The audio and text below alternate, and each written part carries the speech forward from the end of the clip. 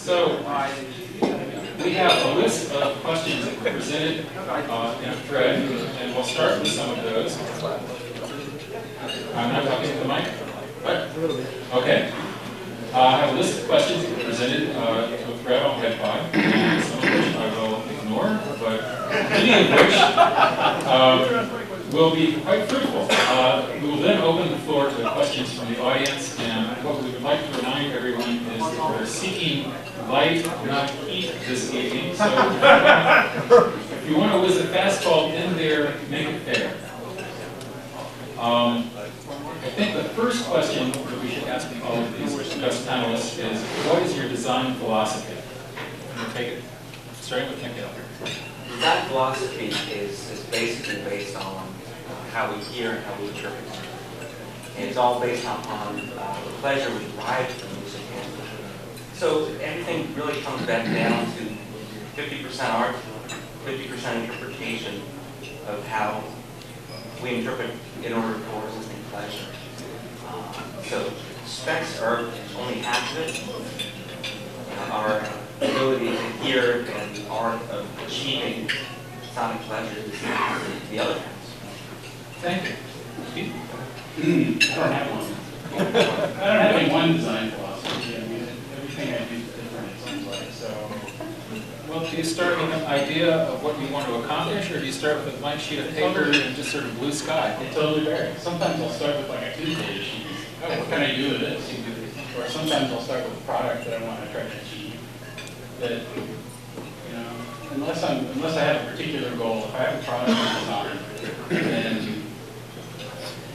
you know, like I said, there's really no one philosophy. It depends on what you're trying to do. If it's a high-end product where cost doesn't matter. If it's a low-end product where cost is most important. If you have a live product where, you know, a totally different set of circumstances.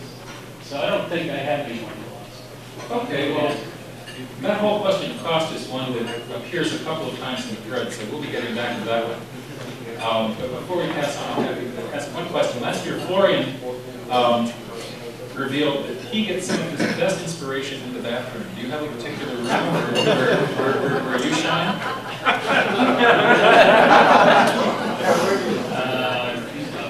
Probably the car. Driving back and forth to work. Safe answer. Kyle, how do you come down philosophically? Oh boy, I probably don't.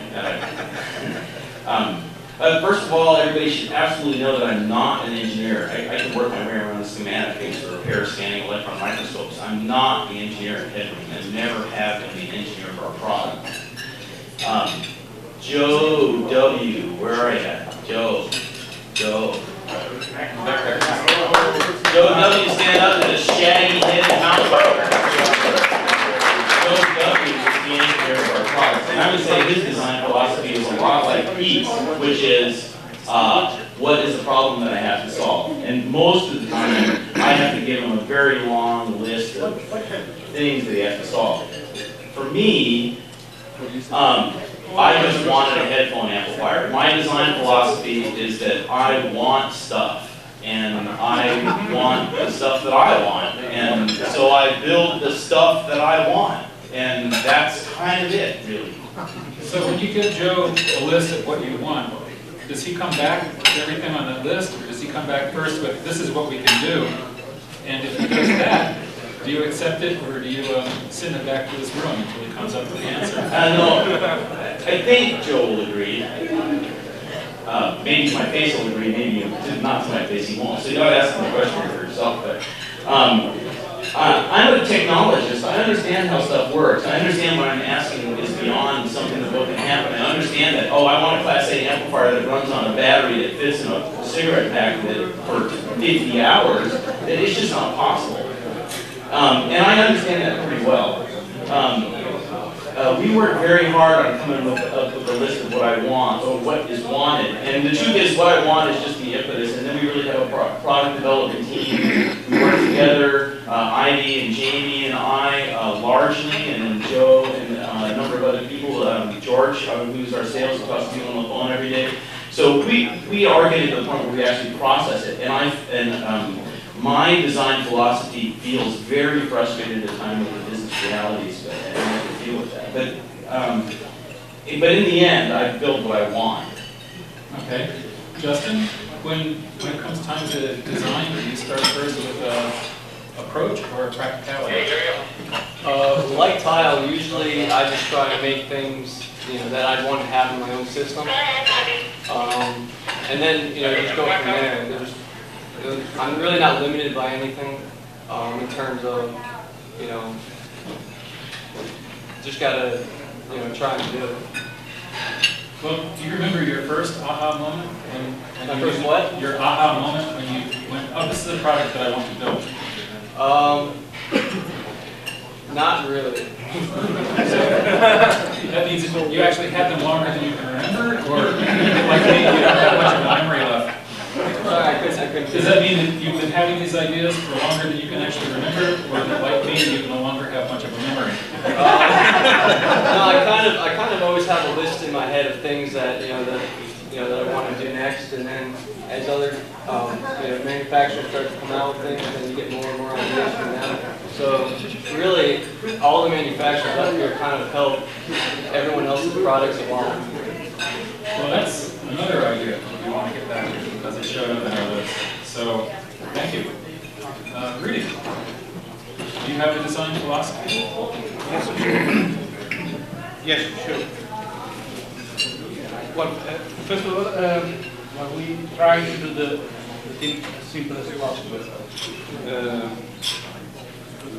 I am a physician. As well as my assistant is an active part in design, and it's natural to follow this, make the thing as simple as possible. And when it's not possible to make simple things, okay, we make complicated. We must be prepared to make complicated things. Well, about the sound, our philosophy, what we can call philosophy, is to make our electronic as transparent as possible. So we believe that the amplifier must be non-existing on the line. An amplifier is always a break. So if the amplifier must not exist and must be natural and neutral. This is our target. So we don't make anything euphonic or that makes something with particular effects that can attract a very interesting. This is not our philosophy. This is not our way to make applications. Thank you.